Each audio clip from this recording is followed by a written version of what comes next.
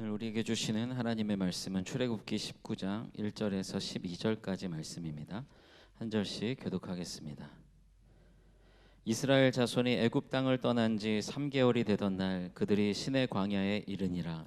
그들이 르비딤을 떠나 시내 광야에 이르러 그 광야에 장막을 치되 이스라엘이 거기 산 앞에 장막을 치니라. 모세가 하나님 앞에 올라가니 여호와께서 산에서 그를 불러 말씀하시되 너는 이같이 야곱의 집에 말하고 이스라엘 자손들에게 말하라. 내가 애굽 사람에게 어떻게 행하였음과 내가 어떻게 독수리 날개로 너희를 업어 내게로 인도하였음을 너희가 보았느니라. 세계가 다 내게 속하였나니 너희가 내 말을 잘 듣고 내 언약을 지키면 너희는 모든 민족 중에서 내 소유가 되겠고 너희가 내게 대하여 제사장 나라가 되며 거룩한 백성이 되리라. 너는 이 말을 이스라엘 자손에게 전할지니라. 모세가 내려와서 백성의 장로들을 불러 여호와께서 자기에게 명령하신 그 모든 말씀을 그들 앞에 진술하니 백성이 일제히 응답하여 이르되 여호와께서 명령하신 대로 우리가 다 행하리이다. 모세가 백성의 말을 여호와께 전하매 여호와께서 모세에게 이르시되 내가 빽빽한 구름 가운데서 네게 임함은 내가 너와 말하는 것을 백성들이 듣게 하며 또한 너를 영영히 믿게 하려 함이니라. 모세가 백성의 말을 여호와께 아뢰었으므로 여호와께서 모세에게 이르시되 너는 백성에게로 가서 오늘과 내일 그들을 성결하게 하며 그들에게 옷을 빨게 하고 준비하게 하여 셋째 날을 기다리게 하라. 이는 셋째 날에 나 여호와가 온 백성의 목전에서 시내산에 강림할 것임이니 너는 백성을 위하여 주위의 경계를 정하고 이르기를 너희는 삼가 산에 오르거나 그 경계를 침범하지 말지니 산을 침범하는 자는 반드시 죽임을 당할 것이라. 아멘. 오늘 이 시간에는 언약을 지키는 백성이 되라 하는 그런 말씀으로 출애굽기 19장의 말씀을 나눕니다. 여러분, 미국에 가면 펜실베니아 주가 있습니다. 이 펜실베니아라는 이 지명은요, 펜이라는 단어로 시작이 되는데 이것은 윌리엄 펜이라는 사람의 이름을 딴 것입니다. 이 윌리엄 펜이요, 어떤 사람이냐면 미국의 청교도들이 이제 미국에 들어왔을 때에 이제 그 주의 헌법을 만드는 주의회 의장이었던 그런 사람이었습니다. 대부분의 주가 그랬던 것처럼 이제 정착 초기에 미국에 도착한 사람들에게는요, 가장 해결해야 될 어려운 일이 있었어요. 그 어려운 일이 무엇이었냐면 그곳이 그냥 빈 땅이 아니었거든요. 누가 살고 있습니까? 원주민들이 살고 있었어요. 인디언 원주민들과의 관계를 설정하는 것이었습니다. 많은 주에서는요, 우리가 뭐 영화를 통해서나 역사를 통해서 잘 알고 있듯이 이 청교도들과 인디언들 사이에 서로 갈등하고 서로 전쟁하면서 참 서로 죽고 죽이는 그런 일들이 많이 일어났습니다. 그런데 이 윌리엄 펜은요, 인디언들과 더불어 함께 살아가는 그런 사회를 만들어야 되겠다 하고 이렇게 생각을 하고 이 펜실베니아 주에 있던 인디언 추장에게 사람을 보내서 우리 싸우지 말고 평화 조약을 체결하자 이렇게 제안을 합니다. 윌리엄 펜은요, 평화 조약을 체결하러 나가면서 혹시 공격을 받을지도 모르니까 항상 인디언들을 만날 때는요, 무기를 가지고 갔는데 아무것도 가지 않고 맨몸으로 나갔다고 해요. 그런데 또 인디언 추장 역시도 아무런 무기도 가지고 오지 않고 협상 테이블로 이제 나왔다고 합니다. 윌리엄 펜이 인디언 추장을 향해서 이렇게 이야기했습니다. 나의 친구여, 나는 당신들과 평화를 이룰 수 있다는 믿음을 가지고 이 자리에 있습니다. 나는 당신들을 나의 친구요, 형제로 생각합니다. 나는 우리가 서로 착취하는 일 없이 존경하고 함께 살아가는 사회를 만들 수 있다고 믿습니다. 만약에 우리 사이에 문제가 있다면 우리는 협의회를 통해서 우리의 의견들을 조정하고 조율하면 됩니다. 나는 당신들과 모든 일에 친절과 사랑으로 관계를 맺어갈 것을 제안합니다. 그런데 이와 같은 윌리엄 펜의 제안을 들은 인디안 추장이요, 이렇게 대답을 했다고 합니다. 강물이 흘러가고 태양이 빛나는 한 우리는 당신의 자녀들과 평화 속에서 살아가게 될 것입니다. 얼마나 멋진 말이에요. 강물이 흘러가고 태양이 빛나는 한 우리는 당신들과 당신의 자손들과 평화롭게 살아갈 것입니다. 두 사람은요, 어떤 평화 조약을 맺는다 하는 그런 어떤 문서 이런 거, 뭐 사인 이런 거 없이요, 다 멋있게 악수하면서 평화 조약을 체결했다고 합니다. 그래서 그들은요, 그 기념으로 펜실베니아 주의 수도명을 뭐라고 지었냐면 필라델피아라고 지었어요. 그런데 이 필라델피아라는 이름은 두 가지 헬라어 단어가 합쳐진 그런 말입니다. 필리아라는 그런 단어하고 아델포스라는 단어가 합쳐진 말인데, 이 필리아라는 단어는 친구 간의 사랑을 의미하는 말이고요, 아델포스는 형제를 의미하는 단어입니다. 그래서 이 필라델피아라는 말의 뜻은 뭐냐면 우리는 형제의 사랑을 나누는 사이입니다 하는 그런 의미를 갖고 있다는 거예요. 이후에 이 펜실베니아 주의 정착민들과 또 인디안들 사이에는요, 정말로 그들이 약속한 대로, 약속을 맺은 대로 전혀 갈등 없이 평화로운 공동체, 평화로운 그런 사회를 이루어 갈 수 있었다고 합니다. 저는요, 이 이야기를 들으면서 제 마음 가운데 든 생각이 뭐냐면, 오늘 우리가 중앙교회와 배화교회가 통합의 과정을 지금 진행해 나가고 있습니다. 이 통합의 과정을 진행해 나가면서 우리 안에도 이와 같은 마음, 이와 같은 뜻이 있다고 한다면, 여러분, 하나님께서 우리의 만남을 귀하게 사용하여 주시어서요, 정말로 친구 간의 사랑을 나누는 아름다운 관계, 아름다운 공동체로 세워 주실 것이다 하는 그런 믿음이 있습니다. 서로 사랑하고 서로 존중하며 서로 사랑을 나누는 그런 아름다운 공동체는요, 거창한 문서나 어떤 거창한 사인이 필요한 것이 아닙니다. 서로 간에 하나님을 향한 그 같은 마음과 서로에 대한 사랑의 마음만으로도 저는 충분하다고 믿습니다. 오늘 하나님께서 만나게 하시고 또 통합의 길로 가게 하시는데, 이제 앞으로 우리의 통합을 통해서 하나님께서 이루어 나아가실 그 놀라운 은혜를 여러분 우리가 사모하면서 늘 하나님의 은혜 가운데 거하시기를 주님의 이름으로 먼저 축복합니다. 오늘 말씀을 보면 그런데 또 하나의 약속의 이야기가 나오고 있어요. 오늘 출애굽기 19장은 시내산에서 하나님께서 모세와 이스라엘 백성들과 언약을 맺는 그런 이야기가 나옵니다. 언약이라는 말이 히브리 말로 베리트라는 단어인데, 이게 어떤 의미가 있냐면요, 묶는다라는 그런 의미가 있어요. 언약은요, 묶는 겁니다. 언약은 둘 사이를 단단히 연결시켜서 묶는 것을 언약의 관계라고 이야기를 합니다. 하나님과 이스라엘 사이의 언약은 하나님과 이스라엘 백성들을 단단히 묶는 그와 같은 약속의 계명이 되고 있다는 거예요. 그런데 오늘 하나님께서 이스라엘 백성들에게 구체적인 언약의 말씀을 주시기에 앞서서 지금 내가 너희들에게 주는 이 언약의 말씀을 지키면 너희들에게 어떤 축복이 임할 것이다 하는 그런 축복의 메시지를 먼저 그들에게 전해주고 있습니다. 오늘 5절의 말씀에 보면 이런 말씀이 나옵니다.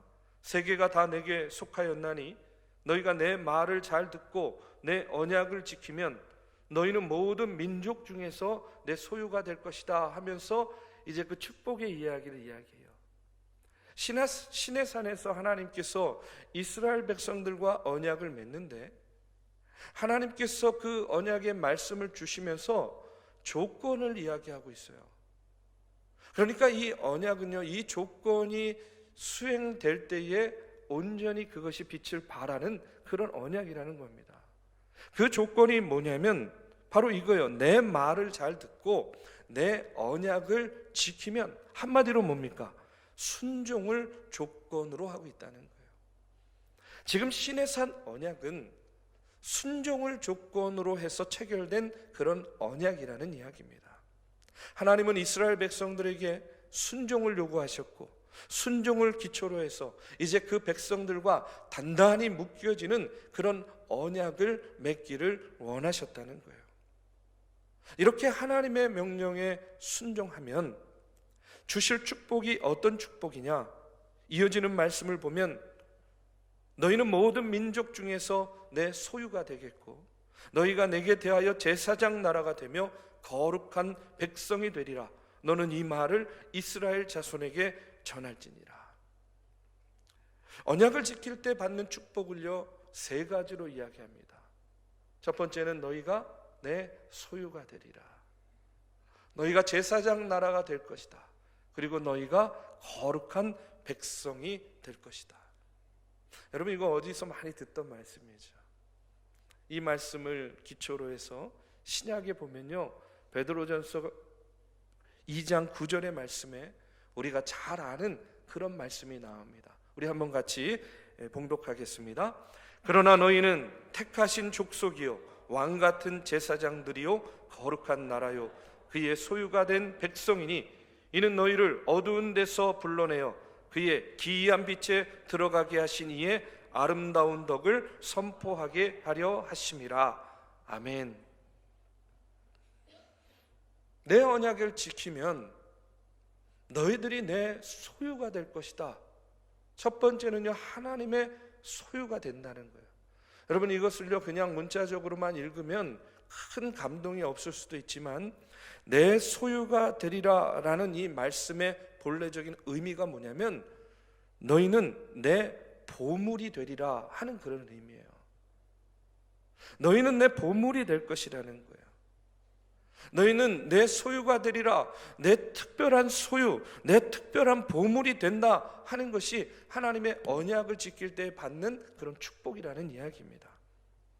신명기 26장 18절의 말씀에도 보면 이런 말씀이 나옵니다. 여호와께서도 내게 말씀하신 대로 오늘 너를 그의 보배로운 백성이 되게 하시고 그의 모든 명령을 지키라 확언하셨느니라. 하나님께서 이스라엘 백성들을 향해서 어떤 백성이라고 이야기하고 있어요? 보배로운 백성이래요. 하나님의 백성은요 어떤 백성입니까? 보배로운 백성. 하나님의 자녀는 어떤 존재들입니까? 보물과 같은 존재다라는 것이 오늘 너희는 내 소유가 되리라 하나님 말씀의 의미라는 거예요. 우리는요 하나님의 전적인 은혜를 통해서 택함 받은 존재들입니다. 여러분 믿으시죠? 근데 제가 한번 여러분에게 질문해 볼게요. 아니 세상에 수많은 사람들이 있잖아요.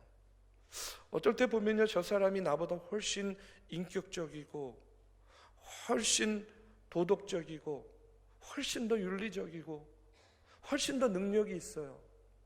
그런데 저 사람은 택하지 않고 하나님이 오늘 나를 택하셨단 말이에요. 그러면 여러분 한번 대답해 보세요. 하나님이 왜 이 수많은 사람들 중에서 다른 누구도 아닌 오늘 나를 택하셨을까요? 하나님이 나를 택하신 이유가 무엇일까요?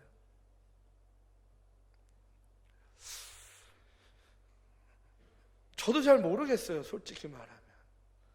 어쩌면 죽을 때까지 잘 모르고 왜 하나님께서 이 세상의 수많은 사람들 중에 나를 택하셨는지 제대로 잘 모르고 제대로 대답하지 못하고 하나님 앞에 설지도 모르겠다 하는 그런 생각합니다.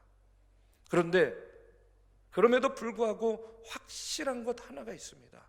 그것이 뭐냐면 우리를 당신의 자녀로 선택하신 하나님께서는요 우리를 당신의 자녀로 선택하실 때에 너무나 기뻐하셨다는 거예요.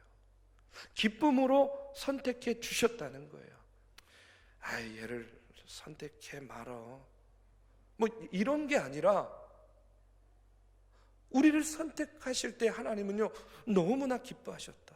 여러분, 이것이 어디에 나오냐면 에베소서 1장 5절의 말씀에 보면 여러분 하나님의 마음이 나옵니다. 우리가 세 번역으로 한번 같이 읽어보겠습니다.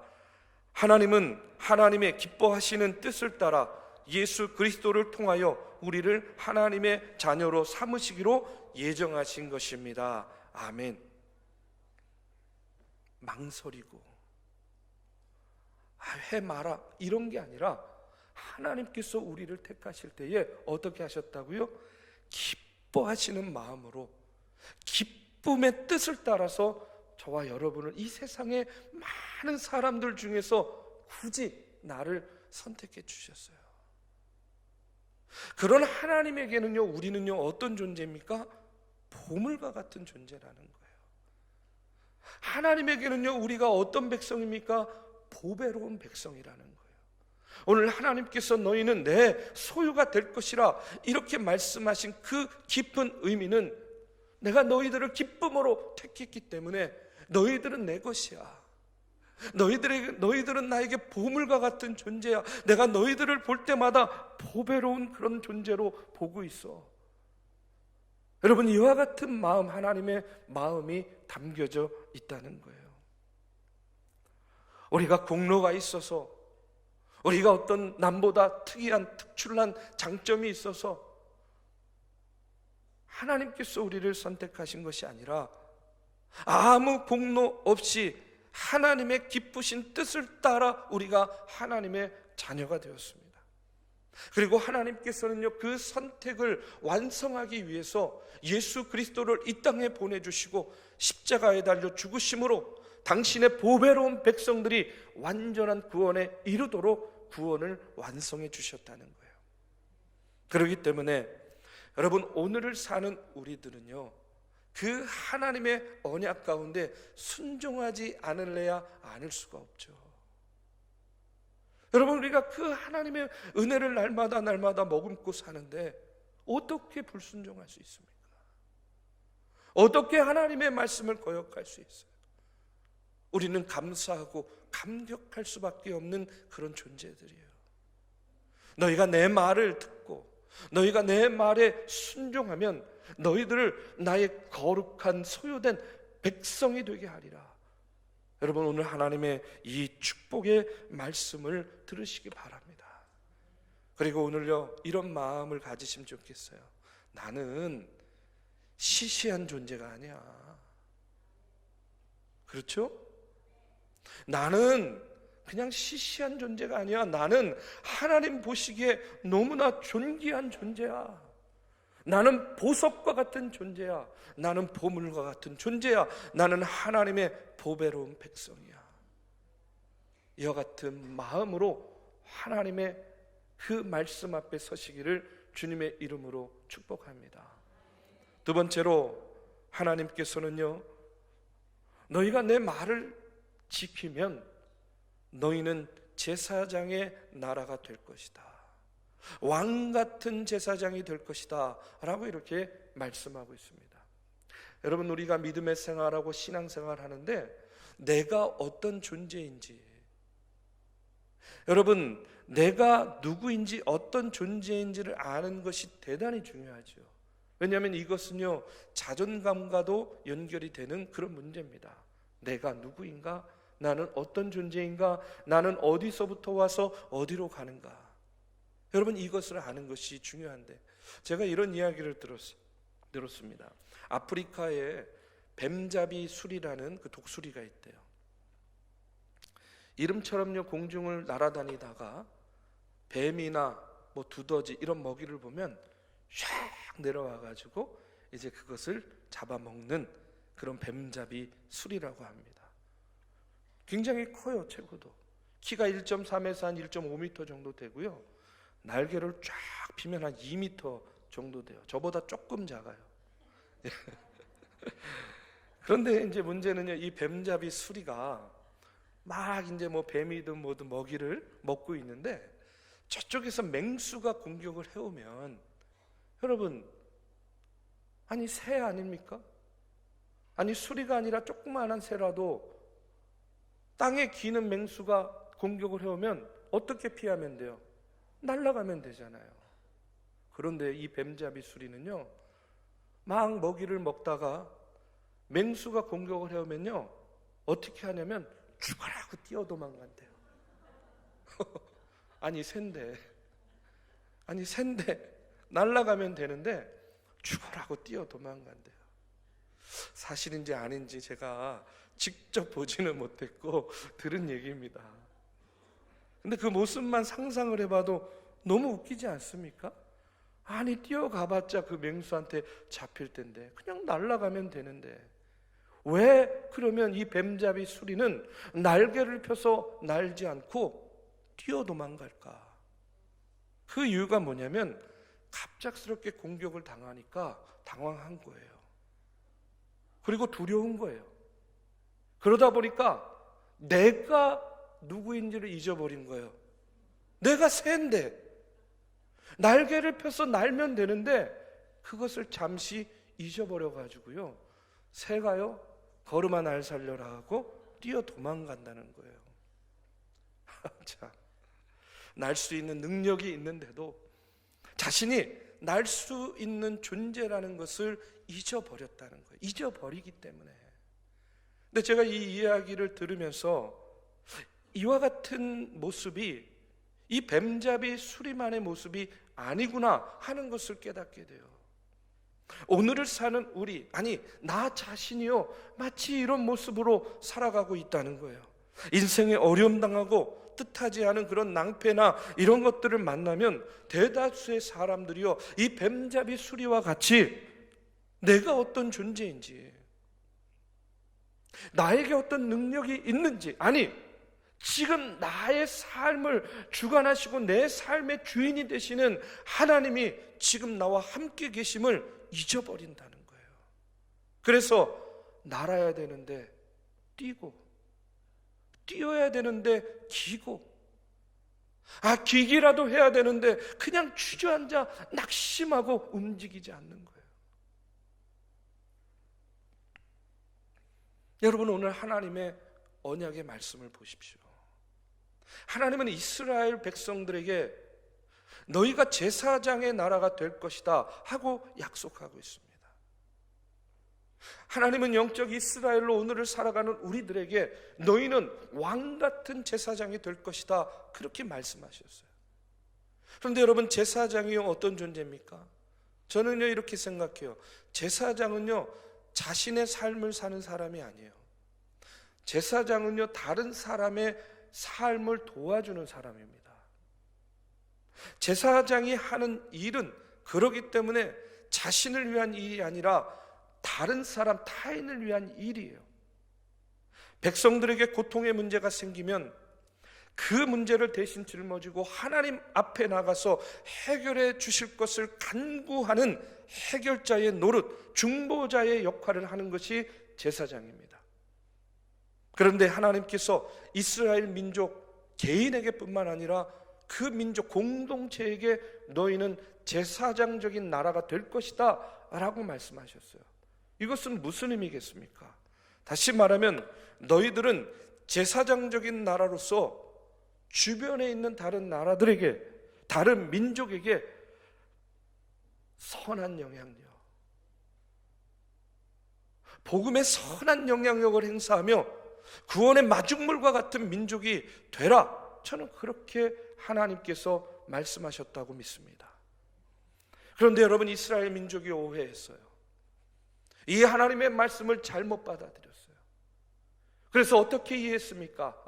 하나님께서 오늘 우리 이스라엘 민족만 선택하셨다 하는 잘못된 선민 의식을 갖게 되었습니다. 다른 민족에게 선한 영향력을, 다른 민족을 위해서 삶을 살라고 제사장적인 나라로 세워주셨는데 그 역할을 감당 못했어요. 그래서 어떻게 됩니까? 하나님의 심판을 받고 노예 생활을 하며 흩어지게 됐죠. 저는요 그런 생각해요. 만약에 이스라엘이 이와 같은 하나님의 뜻을 온전히 받아들이고 정말로 하나님의 뜻대로 살았으면 이 백성, 이 민족이 세계 열방을 구원하는 일에 얼마나 크게 쓰임받는 민족이 되었을까. 그런데 여러분, 이와 같은 기대가 이스라엘 백성들만을 향한 기대가 결코 아니라는 겁니다. 앞서도 우리가 같이 읽었지만 베드로전서 2장 9절의 말씀에도 너희는 택하신 족속이요 왕같은 제사장이다, 이렇게 이야기하고 있어요. 너희는 왕같은 제사장. 여러분, 저와 여러분 어떤 존재라고요? 왕같은 제사장. 여러분, 왕같은 제사장이 어떤 존재입니까? 왕의 권위가 있고 제사장적인 헌신을 가지고 살아가는 존재라는 거예요. 왕의 권위를 가지고 제사장적인 헌신을 가지고 여러분, 다른 사람들을 돕고 사람들을 하나님께로 잇는 그와 같은 중보자의 역할을 하는 것이 왕같은 제사장이라는 겁니다. 그렇기 때문에 내가 왕같은 제사장으로 하나님의 말씀을 듣고 순종하는 그런 삶을 살게 되면 어떻게 됩니까? 내 주변에 이웃이 나를 통해서 어려움을 덜게 되는 것이고 짐을 덜게 되는 것이고 상처를 치유받게 되는 것이고 얼마나 놀라운 삶의 선한 영향력들이 펼쳐지겠습니까? 저는요, 이것이 제사장적인 삶이라고 믿습니다. 오늘 우리가 분명히 깨달아야 될 것이 있어요. 그것은 뭐냐면 제사장적인 삶을 사는 우리가 타인을 위해서 헌신하지 않고 다른 사람을 위해서 존재하지 않고 다른 이들의 중보자의 역할이 되지 않으면 하나님께서 우리에게 주신 축복을 거두어 가신다는 거예요. 우리는 흔히 그렇게 이야기하고 그렇게 삽니다. 아니, 지금 내가 너무 어렵습니다. 일단 내가 살고 봐야죠. 일단 내가 살아야 다른 이들도 살릴 수 있지 않겠습니까? 그런데 여러분, 하나님은요, 하나님의 방법은요 정반대예요. 내가 어려워도 다른 이들을 살리면 다른 이도 살게 되고 나도 살게 되는 그 같은 놀라운 축복이 있다라는 겁니다. 그런데 나만을 위해서 살게 되면 하나님이 언젠가 그 축복을 거두어 가시면 여러분, 나도 죽고 다른 이들도 살릴 수 없게 되는 것이죠. 오늘 너희는 제사장적인 나라가 될 것이다, 너희는 왕같은 제사장이 되리라 하시는 이 하나님의 축복의 말씀, 여러분 마음속에 새기시고 우리가 어려울수록 다른 이들을 돕고 섬기면서 하나님을 통해서 하나님의 그 축복의 통로의 역할을 하는 왕같은 제사장들이 되시기를 이 시간 주님의 이름으로 축복합니다. 마지막으로 거룩한 백성이 될 것이다, 이렇게 이야기해요. 여러분, 거룩하다라는 말은요, 성별되었다, 구별되었다라는 의미예요. 여러분, 왜 무엇인가를 구별할까요? 그것은 어떤 목적을 위해서 특별하게 쓰기 위해서 구별하는 것이죠. 우리는요, 삶의 매 순간순간 이렇게 구별하는 삶을 삽니다. 예를 들어서 저 같은 경우는요, 주일날 아침에 이제 교회에 와서 예배를 준비하면서 넥타이를 제일 먼저 골라놔요. 오늘은 이 넥타이를 매야 되겠다. 그래서 좀 이렇게 제 모습을 우리 성도님들한테 좀 이렇게 화사하게 보여야지. 그리고 넥타이를 구별해요. 그리고 예배에 참석하면서 준비하면서 그 넥타이를 메고 나옵니다. 그러면요, 이 넥타이는요, 뭘 위해서 구별된 거예요? 제가 예배를 위해서 구별해 놓은 물건이 되는 거죠. 우리는요, 삶의 매 순간순간 작던 크던 뭐든지 이렇게 구별하는 그런 삶이 돼요. 뭘 위해서, 어떤 특별한 목적을 위해서 우리가 구별한다는 거예요. 그러면 여러분, 거룩한 백성이 된다라는 것이요, 하나님께서 너희들을 구별하시겠다라는 그런 의미 아니겠습니까? 그러니까 우리를요, 하나님께서 특별한 목적을 위해서 구별해 놓으셨다라는 거예요. 하나님께서 우리를 구별해 놓으셔서 특별하게 쓰시고자 하시는 자리, 특별하게 쓰시고자 하시는 목적이 여러분 어디에 있겠습니까? 무엇이겠습니까? 저는요, 다른 어떤 것이 아니라 바로 영혼 구원을 위해서, 이 땅에 하나님 나라의 확장을 위해서 교회를 구별하시고 우리를 구별하시고 우리를 준비시켜 놓으셨다고 믿습니다. 우리는 하나님의 구원 사역의 그 특별한 목적을 위해서 구별된 하나님의 거룩한 백성이다 하는 사실을 우리가 다시 한번 오늘의 말씀을 통해서 기억하시기를 주님의 이름으로 축복합니다. 사랑하는 우리 믿음의 성도 여러분, 오늘 하나님께서는요, 이제 계명을 주시기에 앞서서 이스라엘 백성들에게 내가 너희들에게 줄 이 계명을 지키면 너희들에게 축복을 주겠노라. 첫 번째가 뭐예요? 너희들을 나의 특별한 보물로 삼을 것이다. 내가 너희들을 왕같은 제사장으로 사용할 것이다. 그리고 너희를 거룩하게 쓰임받는 하나님의 백성이 되게 할 것이다. 오늘 이렇게 약속하고 계십니다. 저는요, 오늘 우리가 하나님의 말씀을 받은 언약의 백성임을 여러분 기억하시고 하나님의 언약을 지키고 하나님의 보배로운 백성이 되고 제사장적인 삶을 통해서 하나님께 거룩하게 구별되어 쓰임받는 언약의 백성들이 되시기를 이 시간 주님의 이름으로 축원합니다.